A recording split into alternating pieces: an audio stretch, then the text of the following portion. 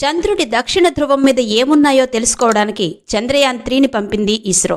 ఇక ఇందులోని Vikram lander Pragyan rover ప్రతిరోజు కొత్త కొత్త విషయాలను ఇస్రో గ్రౌండ్ స్టేషన్కి పంపిస్తూ శాస్త్రవేత్తల్ని ఆశ్చర్యంలో ముంచెత్తుతూనే ఉన్నాయి. అలా రోవర్ ఒక 10 రోజులు పనిచేశాక దాన్ని స్లీప్ మోడ్లో ఉంచింది ఇస్రో. అయితే ఇప్పుడు రోవర్ నుంచి ఇస్రో సిగ్నల్స్ని అందుకుంటోంది. అలాగే రోవర్ కొన్ని ఇంట్రెస్టింగ్ విషయాలకు చెందిన చిత్రాల్ని కూడా శాస్త్రవేత్తలకు పంపించింది. రోవర్ మళ్లీ యాక్టివేట్ అవుతుందని ఇస్రో ఊహించలేదు. రోవర్ పంపిన చిత్రాలను ఇస్రో నాసాకి కూడా షేర్ చేసింది. నాసా కూడా ఆ పిక్స్ చూసి షాక్ అయింది. మీరిప్పుడు తెరపై చూసిన వీడియో భారతదేశానికి చెందిన చంద్రయాన్-3 అంతరిక్ష నౌక పంపిన వీడియో.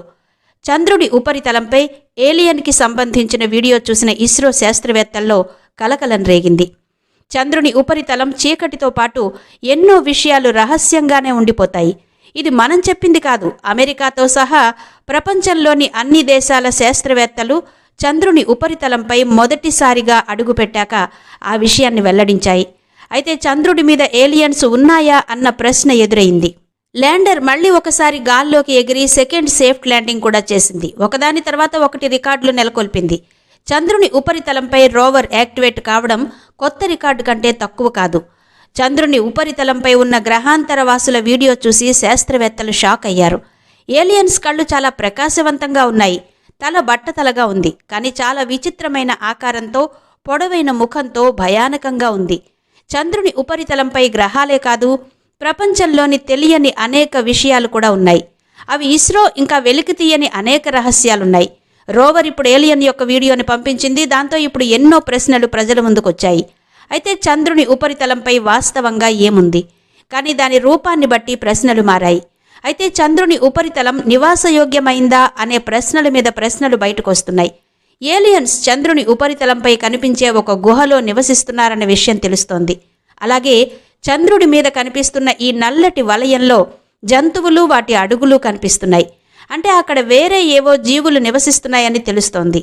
అలాగే చంద్రుడి దక్షిణ ధ్రువం మీద మంచు మాత్రమే కాదు, నీటి జాడ కూడా కొన్ని క్రాటర్స్లో కనిపించింది.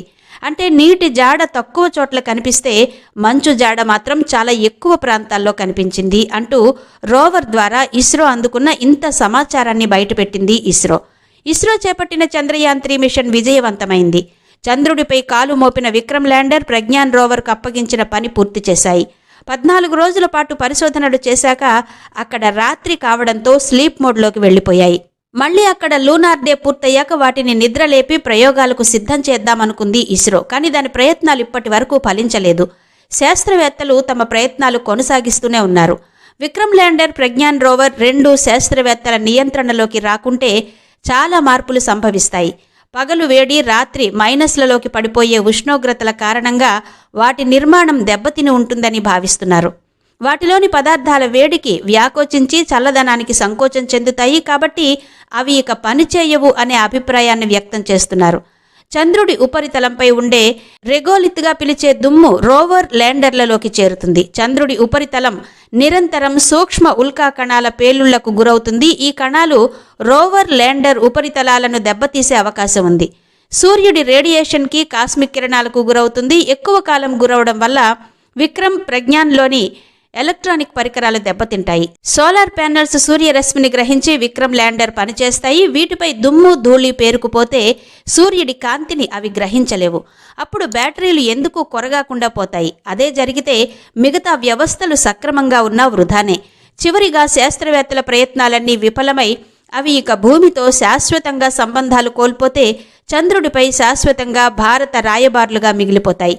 ప్రజ్ఞాన్ రోవర్, విక్రమ్ ల్యాండర్ నిద్ర లేవాలని ప్రపంచమంతా కోరుకుంది. సెప్టెంబర్ 22న అక్కడ తెల్లవారాక ఈ స్పేస్ షిప్స్ నుంచి ఎలాంటి రెస్పాన్స్ లేకుండా పోయింది.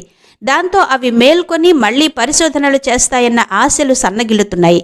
అయితే రేడియో ఐసోటోప్ హీటింగ్ యూనిట్ని ల్యాండర్తో పంపించలేదు కాబట్టి వాటి నుంచి సిగ్నల్స్ వచ్చే వరకు ఏమీ చెయ్యలేమో అని చెప్తున్నారు శాస్త్రవేత్తలు.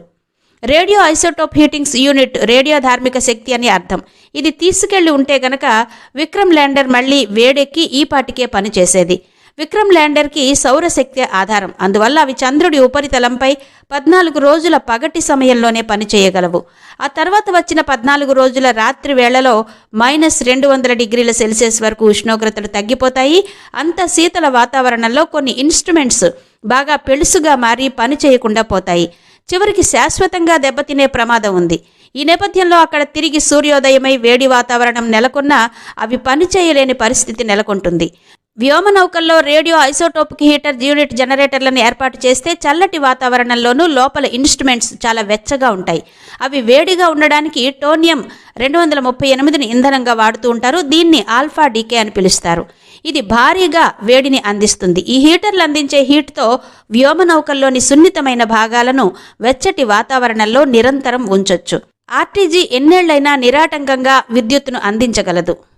కిలో ప్లూటోనియంతో 80 లక్షల కిలోవాట్ అవర్ల మేర విద్యుత్తును ఉత్పత్తి చేయొచ్చు. ఆర్టీజీలో ఎలాంటి పార్ట్స్ ఉండవు, అందుకే వాటితో పెద్ద ఇబ్బంది ఎదురు కాదు. అక్టోబర్ 6న చంద్రుడి మీద సూర్యాస్తమయం అవుతుంది కాబట్టి అప్పటి వరకు మేము ఇస్రో గ్రౌండ్ స్టేషన్ నుంచి సిగ్నల్స్ పంపిస్తూనే ఉంటామని చెప్తున్నారు ఇస్రో శాస్త్రవేత్తలు. ఇక చంద్రుని ఉపరితలం నుండి 10 సెంటీమీటర్ల దిగువన గొయ్యి తవ్వి మట్టిని పరిశీలించింది రోవర్. చంద్రుని ఉపరితలం లోపల ఉష్ణోగ్రతను తవ్వి మరీ చూసింది.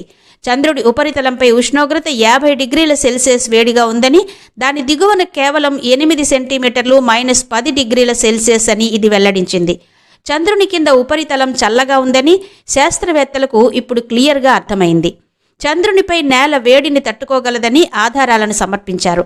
శాస్త్రవేత్తల ప్రకారం చంద్రునిపై వాతావరణం లేదు మరియు సూర్యుని కిరణాల ద్వారా నేరుగా ప్రభావితమవుతుంది. చంద్రుడి మీద పగటిపూట 123°C వేడి ఉంటే రాత్రి ఉష్ణోగ్రతలు -233°C చేరుకుంటుంది. చంద్రునిపై కాలనీ నిర్మించాలంటే పెద్ద మొత్తంలో వేడిగా ఉండే ఇన్సులేటింగ్ పదార్థం అవసరం. చంద్రుని నేల పొరల్లో కాలనీ కట్టుకుంటే సరిపోతుందని భావిస్తోంది ఇస్రో. ప్రజ్ఞాన్ రోవర్ చంద్రుడిపై ఇలాంటి ఆవిష్కరణ చేయడంతో శాస్త్రవేత్తలు సంతోషిస్తున్నారు.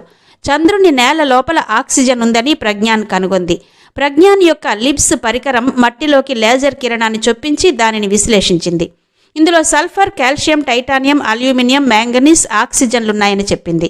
చంద్రునిపై ఆక్సిజన్ ఇల్మనైట్ రూపంలో ఉందని, మంచుతో పాటు మానవులకు ఆక్సిజన్ను ఉత్పత్తి చేయడానికి దాన్ని ఎక్స్ట్రాక్ట్ చేయాల్సిన అవసరం ఉందని నివేదికలు చెప్తున్నాయి. దీంతో ఇకపై మానవులు చంద్రుడిపై మంచు మూలాల దగ్గర ఇళ్లు నిర్మించుకోవాల్సిన అవసరం ఉండదు. చంద్రునిపై ప్రతి చోట మంచు లేదు, కానీ దాని నేల ప్రతి చోట ఉంటుంది. ఇల్మనైట్ సహాయంతో మానవులు ఆక్సిజన్ను ఉత్పత్తి చేయగలుగుతారు. అప్పుడు చంద్రునిపై సులభంగా శ్వాస తీసుకోగలరు. చంద్రయాన్ 3 యొక్క ల్యాండర్ విక్రమ్ ప్రజ్ఞాన్ రోవర్ను తిరిగి సక్రియం చేయడానికి అంటే రీయాక్టివేట్ చేయడానికి ప్రయత్నాలు జరుగుతున్నాయి. యాక్టివేట్ చేయడంలో విజయవంతమైతే బాగుంటుందని ఇస్రో శాస్త్రవేత్తలు భావిస్తున్నారు. ఒకవేళ అది యాక్టివేట్ అయితే మాత్రం భూకంపాలు, ఇతర ఖనిజ నిక్షేపాల గురించి తెలుసుకునే అవకాశం ఉంటుందని భావిస్తోంది ఇస్రో. కానీ ల్యాండర్ నుంచి లైట్గా సిగ్నల్ అందుతున్నా కూడా అవి ప్రస్తుతానికి పని చేయడానికి ముందుకొచ్చే పరిస్థితులు కనిపించడం లేదు. ఇక అక్టోబర్ 6న చంద్రుడు అస్తమించబోతున్నాడు. అప్పటిలోపు ఏమైనా అవకాశం ఉంటుందేమో అని ఆలోచిస్తున్నారు ఇస్రో టీం. చూద్దాం, ఇంకా 4 రోజులు ఉన్నాయి కదా, ఈలోపు ఏమైనా జరగవచ్చు. మరి ఈ వీడియో మీకు ఎలా అనిపించిందో క్రింద కమెంట్ సెక్షన్లో చెప్పండి.